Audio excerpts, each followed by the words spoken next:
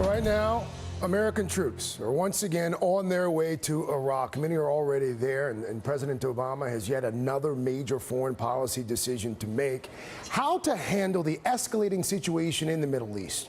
Friday, President Obama vowed to keep American forces out of combat in Iraq, but forces there and those en route will provide support and security for U.S. personnel and the U.S. Embassy in Baghdad. The president sent a War Powers Act letter to Congress yesterday. I want to bring in Senator Ron Johnson from Wisconsin, a member of the Senate Foreign Relations Committee.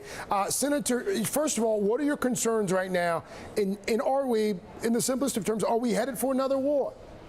Well, Craig, I have multiple concerns. First and foremost, short term, about the security of the personnel, the over 5,000 Americans that are in Iraq. We need to be highly concerned about that. But, Craig, this is just a tragedy. This is really snatching defeat out of the jaws of victory. We need to understand really what our role is here, what our goals need to be. And from my standpoint, if you kind of take a step back, the role of America in the world is to convey our values, our principles of freedom and democracy, but also to provide stability to those areas of the world that are stable. And the real tragedy here is, whether you agreed with going into Iraq or not, President Obama came to office and Iraq was largely stable. His job should have been to maintain that stability, and his strategic blunder was not agreeing to a status of force arrangement where we could have provided that stability. Now we see the tragedy that is. Senator, at no point in that explication did you mention Nouri al-Maliki. At no point did you mention President Maliki or his responsibility in all of this. Give me time. Listen, I think Maliki has been a disaster for Iraq. He would have been less of a disaster had we maintained a status of force where we could have influenced, we could have forced him to include the Sunnis, include the Kurds. We had an opportunity here to actually show the rest of the Middle East that Sunni, Shia, Kurd could get together for their shared prosperity. We could have set up that model. It was stable. We had that possibility, but President Obama squandered that opportunity by not leaving a stabilizing force in Iraq. And you got to take a look at this. Is a disaster. Now what are we going to establish? A state of al-Qaeda between Syria and Iraq? Are we going to totally break this thing up? This is just a tragedy. Again, this is snatching defeat from the jaws of victory. Senator, it never had to happen. In 2010, you were asked if you supported the troop withdrawal plan in Iraq. This is what you said. Well, I think that was actually a withdrawal plan that was proposed by President Bush before President Obama actually came into office. And I'm hoping it'll work. I think the Iraqi defense forces are being stood up, and hopefully that will provide the security that Iraq needs as a nation to continue as a functioning democracy. Were you wrong in your assessment, Senator? No, listen, I've always said it was a strategic blunder not leaving a stabilizing force behind there. 15,000 troops. I've always been in support of that. That is what we should have done. I never thought we should leave 150,000 troops in Iraq, but a stabilizing force, that's what we did in Germany, that's what we did in Japan, that's what we did in Korea. Those situations have been stabilized. That has worked for world peace and economic security. President Obama chose not to do that. He bugged out. So what we're seeing unfold now, essentially, is our fault. It didn't have to happen. It really was a strategic blunder on the part of President Obama. Are you saying that it's the fault of the Obama administration and this? Are you saying that it's our fault? Listen, there are many people that are involved in the tragedy that is Iraq. Nouri Maliki obviously has a big share of the blame here.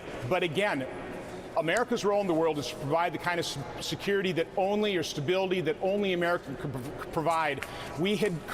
I feel sorry for any American that has sacrificed either their life or being wounded, or how about $850 billion of Americans' money that we spent to try and set up a democracy for those folks in Iraq. That has all been squandered because of the strategic blunder of President Obama not leaving a stabilizing force there. It's a tragedy. One could argue, Senator, that the original sin, the original strategic blunder was going into Iraq in the first place, no?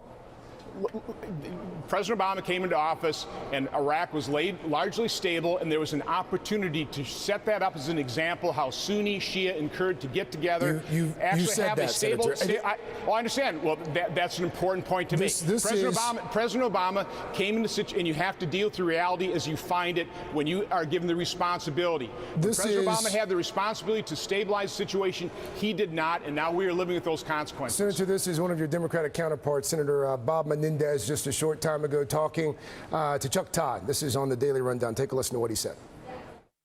While I don't advocate bringing boots on the ground in order to stop the march of ISIS, the challenge is what is in our interest, what are the consequences to us, and in that regard, we have to both think about whether or not there is targeted and limited in duration strikes. Do you agree with Senator Menendez? Well, first of all, our first action should be to reach out to those moderate Sunnis to see how polarized they are, how disgusted they are with what Maliki has done. And quite honestly, I don't want to take any action that is going to inflame the Sunnis that were working with us, that look to America to provide that stability. I don't want to inflame that situation. So again, this is very complex. It's a tragedy that is degraded to this point. But we have to deal with the situation as we find it. So here's what we should do. Make sure that we help the Kurds and stabilize that region. We need to make sure that southern Iraq remains stable. And then from my standpoint, we first reach out to those moderate Sunnis who've really cast their lot now with al-Qaeda when, let's face it, before they had rejected that. They had joined the coalition government, and we didn't leave people behind to try and force, and let's face it, we had to force Maliki to maintain an open government, a coalition government. This never would have happened, I don't believe. Wisconsin Senator Ron Johnson. Senator, thank you for your time. Have a great day. Something else worth noting here. We'll come back to that a little bit later.